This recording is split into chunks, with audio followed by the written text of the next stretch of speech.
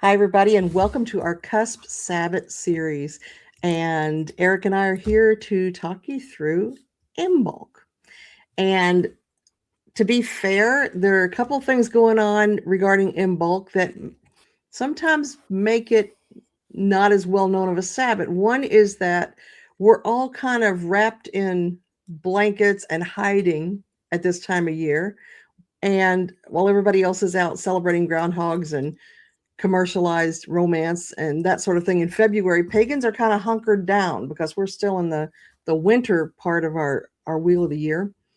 And another thing that kind of slows down Imbolc is that historically, with pagan groups, it's not a big deal. It's one of the high holidays, but it doesn't get the play that Samhain or Beltane gets with all of its activity and everything going on.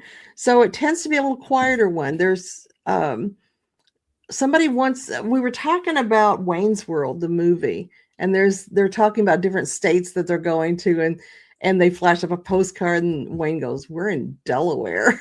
And so we tend to think of Imbolc as the Delaware.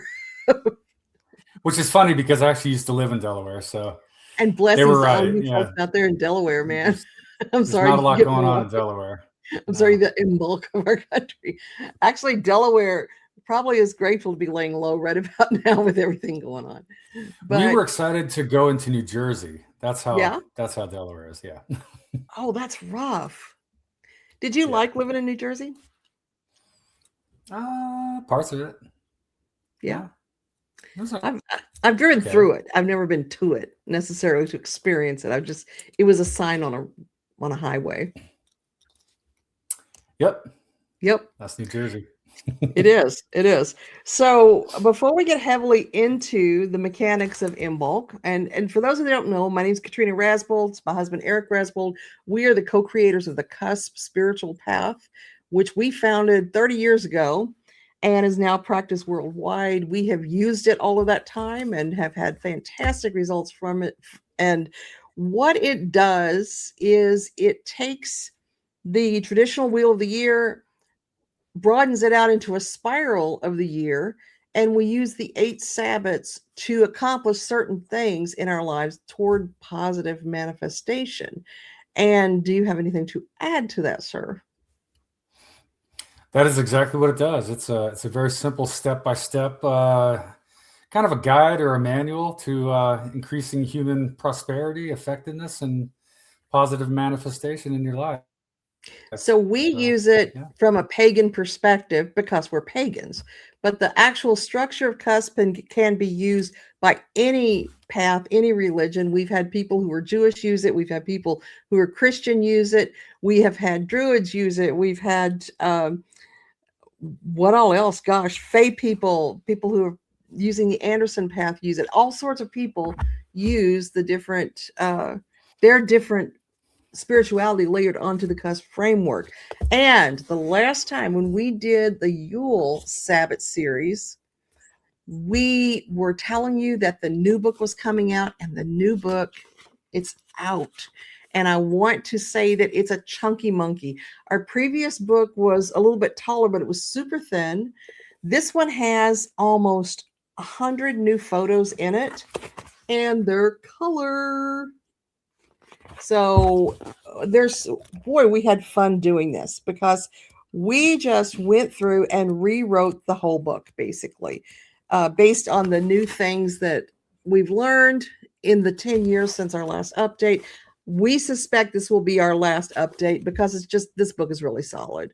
So we're just going to quit while we're ahead. This becomes the CUSP handbook. There are 2 ways you can order it. You can go to Amazon.com. Wow, that's not Beltane. And look up CUSP, a new way to walk an old path, and put in Rasbold with it. And you will get the ebook, and you will also get the print book, which is this. The other way is that you can join the CUSP Patreon, which we will link down in the description. And when you go to the CUSP Patreon, it's just a pittance to join. It costs almost nothing. We only charge because they make us charge. And all of that money goes toward the upkeep of our coven and buying cups and plasticware and things like that for our CUSP celebrations. However, one of the things you can do is order the CUSP book on PDF through the Patreon. And when you do that, you are going to get twice as many photographs. What happened was we went through and put all the photos in that we wanted to use that had accumulated over the years, and the file was too big for our publisher to accept. So rather than just lose that file, we saved it to PDF so that it's downloadable. And so there's the file that was used for this beautiful CUSP book that has over 100 new pictures. And then there's the PDF that you get only from the Patreon site for the same price as the online ebook, except that it's got 100 other pictures in it. The same text, same everything, it's just got more pictures. So, and I think that it's... Yeah, we learned... I think we did something like $7 or something like that for the... It wasn't much for the download. Go ahead, I'm sorry. Continue. No, I was just saying that, we really had to rewrite that because we've learned so much in the last, since we first published it in, 2011 or something. Mm-hmm. And just a lot of new insights, a lot of iterations of going up that spiral path and seeing how different things affect different things and how to integrate them better into our lives and present a more cohesive manifestation of what the method is about for the readers and people that are following it. So it's a lot clearer, a lot more direct. So yeah, we're really, really happy with it, really proud of it, and proud of what it has accomplished over the last 30 years for us. So we think you'll enjoy it. Really different now than 10 years ago, 2015, when we did the last update to the CUSP book, is at that time we were still trying out different ways to celebrate the holidays. We had different activities that we did and tried out this. Did this work? Did this not work? How did people feel when they did this at this holiday? And now what's happened is that over the years, we've settled into specific things that we do each holiday. We have recurring activities that are the same every year to build that sense of tradition and permanence. And so that's now in the CUSP book too, whereas the previous one just had different things that we had tried. These are our tried and true activities that we assign to each of the 8 holidays. All right, and with that, we're almost 8 minutes in, so let's talk about what we're talking about. So this is Imbolc, right? Imbolc. When you became pagan, was it always Imbolc for you? Is that what you always called it? Yes. Because when I became pagan, it was known, I would say the first 5 or 6 years, I didn't even hear the word Imbolc. We referred to it as Candlemas, which was it's the Christianized version of it, but it was celebrated in pagan circles as Candlemas. Yeah. I had heard that. I definitely read about that, but I've never been anywhere that used that word in practice. So I like the idea of Imbolc better, meaning in the belly, right? Because that is more aligned with what we are actually doing. Okay. And I know you mentioned a lot of the other holidays as being a lot more fun, but this is probably one of the more important holidays. Okay. Agreed. Because it's at this time that, back in Yule, you opened yourself up to the inspiration of what it is that I need to make manifest during the coming harvest year. At this point, we are ready to make our intention known, okay, to make our calling and election certain, that type of thing, and offer it up to deity or the universe, our higher selves or the great energy or whatever, to let us know if this is really going to be appropriate for us before we actually do that final planting. We've decided what we wanted, we put it down into written form, and we offer it up. And this is most important because, like anything in life, especially magical workings, intent is the most important phase of any process. In fact, I mean, what really determines whether or not you're guilty or not, right? Intent. Okay. Did you have intent to commit this crime? Mens rea, they call it, right? And so with this, we are making our intent known to ourselves in a very clear way, because it's written down into words and it's a phrase or a sentence or even a single word that can kind of serve as a focus for us as we go through this harvest year and make these things manifest, something to kind of anchor ourselves to. We're also making that intent known to, the powers that be, the energy above, to align itself to us, yield to us, even if you like that phraseology, to help us out if it's the right thing. So it's here where that intent meets deity approval, I guess, and we can begin our planting and harvesting and the whole process with absolute certainty that we're doing the right thing. And that's very, very important. You don't want to be questioning that when you're halfway through it. So that's what this holiday is about. So historically, as Eric mentioned, Imbolc refers to in the belly. This was about when the ewes, the sheep, would begin to quicken. They've gotten pregnant and the movement is starting to happen. And it refers also to the earth. And at this time, it's considered that the earth is starting to have the icy grip of winter let go a little bit, so that the earth, the ground, is becoming a little more receptive to being cultivated and prepared for what comes in the spring.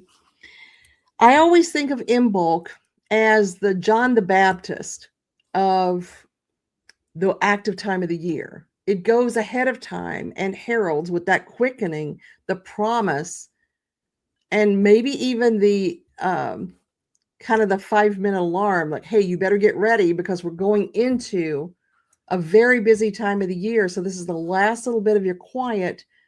And so it just is that sense of something's about to begin, something is coming. So it is a very important time, as you mentioned, because it's letting us know we're about to transition into a different time of year, a different activity that's actually going to be activity instead of being still.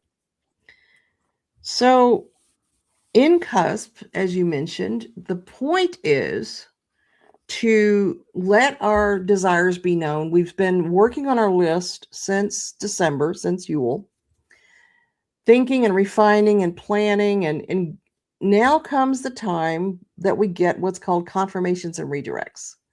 So we're going to offer up our finalized list to deity. We're going to ask them to confirm what we want to do and send us signs that, yes, this is a good idea, or to redirect us and show us something different to do. And then we tune in for that time. So this is about a real communication time between ourselves and the divine, whatever you consider to be the divine. What I think is really, really important to focus on as well is that if you notice, we take up almost a quarter of the year going from the silence to the thoughts becoming words, then the words becoming deeds in Spring Equinox. So planning is, again, we focus on it very strongly because it's very, very important to do that. And, like I said, of, any great general, you might, plan for every possible occurrence. And even if none of them happen the way you think they will, you will have marshaled all of the resources to be at your command if they're needed. And that's really what we're doing in this process, is marshaling those resources. And that starts internally and slowly becomes an external manifestation. So that's what's up. And it's getting lighter and a little bit nicer outside. As is evidenced by your outfit. Yeah. But that's not normal. But it's been an unusual winter, but it is, the days are getting a little bit longer. You can start to notice that. Mm-hmm. We're heading toward the equinox again, and coming out of that, the dark, coming out of the slumber, coming alive, coming awake, the quickening. This is when, trees start to notice, the lengthening days and the warming soil. And, in our case, may actually start to do things like blossom and start to push leaves, which we kind of want to delay a little bit. But that's what happens right now. Mm-hmm. Everything doesn't start at spring. It starts in the late winter and very, very early spring is when it begins. But all that internal work in the root structure is happening. The enzymes are being mobilized. The proteins are being synthesized. The plant is preparing itself to meet the light of day, to come from the underground, and that is a perfect symbology for that in the belly that describes this particular holiday. So it's stirring within, stirring underground. Yeah. So our people that are on the East Coast right now in 2026 aren't really feeling the stirring of the warmth that we are. They're under ice right now. And we've certainly had some experience with what's happening in the outside world, not necessarily mirroring where we are on the spiral. And yet that energy is still so strong. And we know that we can be adaptable and we can shift according to what the weather's telling us. But at the same time, right now, there is a quickening. Lots of things are going on in people's lives that are getting them anxious to move forward, eager to make things happen. And that's that feeling. When we do our list back in December, we tell everybody, dream big. Don't put limitations on yourself of what you think can happen, or start shooting down your ideas because of what may or may not be possible. Put your list together of what you want. So by now you might be getting a little bit excited about what comes. And sure, deity might say, oh, you dreamed a little bit too big. Let's not do that. Let's do this instead. Or you need this preparatory place. So that confirmation and redirect is important. And one of the things that Eric pointed out is that importance of intention. Now, it's kind of a handshake because you can intend to go kill somebody. You can have full intention to do that. If you don't have the opportunity, or you chicken out at the last minute and you don't kill them, it's very possible you are not going to be held accountable for that. And intention is everything. However, you have to take that intention and put it into action to get results or to have an outcome. And so Imbolc is about taking that intention and pushing it a little further, kicking it down the road a little bit further toward action, which is going to come at Spring Equinox. This is the bridge between thought and action to make sure we're doing the right thing. And the way that we do that in ritual, and have for years, we did this at Pantheacon, it was extremely popular, is the Imbolc Bridge. This is the Imbolc Bridge. Do you want to talk about the Imbolc Bridge, honey? All right. So the way that we ritualize this particular activity is we create a symbolic bridge. Here, this is an actual bridge, but it's symbolic for a different kind of bridge. It is the bridge between the earth and the people on the earth, and the heavens above, and the energies that reside there. Okay. So we have the two planks going across from one spot to an altar at the end, which is where the figures of deity are placed. And on these little sticks here, these are like tongue depressors, or, large popsicle sticks, that type of thing. And everyone will write in Sharpie or something their intentions, their list. Okay. Or at least some things from their list, to symbolize the entire list. If you got 10 things, you don't need to write 10 sticks, because we have a lot of people in our rituals.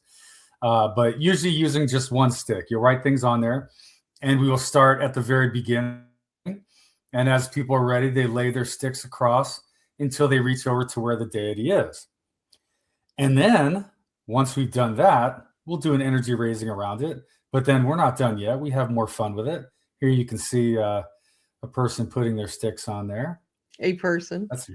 That's a good shot. Just some random person that I'm not going to name for don't know who that reasons, is. And you can see our little deity figures at the end there on the leopard skin. Yeah.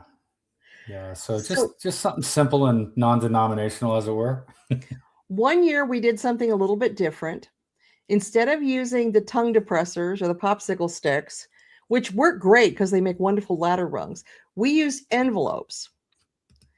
And we had some 7 African Powers powder in each of the envelopes to give blessings to whatever the people wrote. And then they took their actual list and put it into the envelope and sealed it.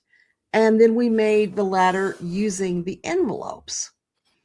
And so, of course, they kept a copy of their list so that they remember what they manifested or what they wanted to manifest. But this was one different way that we did it, was using the envelopes. So this process here symbolizes our intent. Okay, we've made our thoughts into words. Now we want our words to become deeds, right? So the way we make this this final act here with our thoughts and intentions more solid and offer them up in actuality, we of course do what you have in the next picture: set them on fire. Because you have to set everything on fire. Okay, That's what you do. Fire, of course, being a transformative process, bringing a physical reality to a more ethereal form, okay, in the form of the smoke. And we offer those to the gods, to the energies above, for consideration. Okay, and then after this point, once this happens, we are still in the next 6 weeks of keeping our minds, spirits, and hearts open to the confirmations or redirects that we might see in our physical lives, in our dreams, in our meditations, to give us an idea of, is this the correct thing to do? Is this right? Is it the right time? Are you in the right place to make this kind of thing happen during this particular harvest year? And you will get one or the other. You will get confirmations or redirects. That will definitely happen. So that's what we do. That's how we ritualize this process. Here we got some tongue depressors burning. These burn really, really well, especially if it's dry out. And offer those up. Offer them up for consideration and keep ourselves open to the information received. Something I didn't pull up the picture of that we did a year or 2 years ago is we saved the tongue depressors. And then at Spring Equinox, we had people go through their tongue depressors and choose anything that they got redirected on and pull that out. They could fill out new ones if they got a new marching orders, basically from God and Goddess, so that all of the information was current. And then we took those wooden sticks and we planted them in the mayhole. And that became our planting. So if you want to know about our mayhole, get the book, or you can wait until Beltane when we will talk about that. So we have a hole that is the mayhole. And so for our planting exercise, everybody took their sticks and put them in the hole, and then we covered it up, and that became our planting. But most of the time, fire. So the sticks were saved from the fire for about 6 weeks. Yeah. Then they got buried. So that's how we practice Imbolc. The heart of the CUSP Imbolc is taking your list of goals for the year that you want to see manifest in the coming harvest, and in some way offering them up to the God and Goddess or whatever divine figure you hold sacred, and saying, is this a good idea for me? Based on my perspective, my earthly vision of what I can see, this looks like something that would be healthy and productive for me to manifest. Do you agree? Now, sometimes what's going to happen over the next 6 weeks is you're going to have whatever you wrote on the stick actually manifest. And what that means is that what you wanted was already in the works. It was already far enough along that this was significant energy to push it over into manifestation. Therefore, it's not going to come in August. It comes now. So if you get things start to happen after you do this, don't be surprised. But a lot of times what will happen is you'll be shown reasons why what you want to do is not a good idea. Or you'll be shown something different that you should do instead. Or you will be shown that this is a fantastic idea. And that's the stuff you watch for. You don't have to be psychic or intuitive to read the omens that come to you. They pretty much slap you upside the head when they come. They're very obvious. So for instance, if you have, let's say you wrote down that you wanted to, I don't know, have a deeper relationship with your partner, and you submit it, and then your partner comes to you and says, out of the blue, maybe your partner didn't participate in the ritual and says, you know, I've really been missing us. I would like to work on that this year, and you get closer. That's a confirmation. If your partner comes to you and says, I'm in love with somebody else, I would like a divorce, that's a redirect. So you just read the signs. That's it exactly. So do you have anything to add, sweetie, to the Imbolc talk? Not at all. That's what we do. If you're out there following along and doing the same thing, you can make, any version of this particular practice your own, as long as the ideas behind it are, I'm offering up this intention for consideration to a power that is above me or might have more information than I do, to assist me in solidifying my desired manifestation. And then, being open over the next 6 weeks and just seeing where it takes you. And we'll see you back at Spring Equinox. That's right. So this is the essence of the bio-universal energy that Eric and I talk about in our book, Energy Magic. It's about the combining of our natural energies that are inherent to us, the part of us that will leave when we finish this life and this body is done. That is our bioenergy, combined with divine energy, the universal energy, to create outcome. And in this case, we are creating that cooperative work to make sure that we're planting the right thing. And I want to remind you, if you want to be involved more deeply in that CUSP process, join our Patreon, because we have grimoire pages that are printable that we share throughout each of the 8 holidays, so that you have homework or paperwork to look at and chart and remember. Eric and I have Sabbath blessings that we do there. So you're going to see all different sorts of things going on around each holiday to keep you in spirit, to keep you on that spiral path, so that you stay tethered to your own greatest good and don't forget about what you were doing or get distracted. It's a great way to work that spiral of the year into manifesting really positive life changes for yourself, and therefore making you a greater asset to the people around you. Well said. Thank you.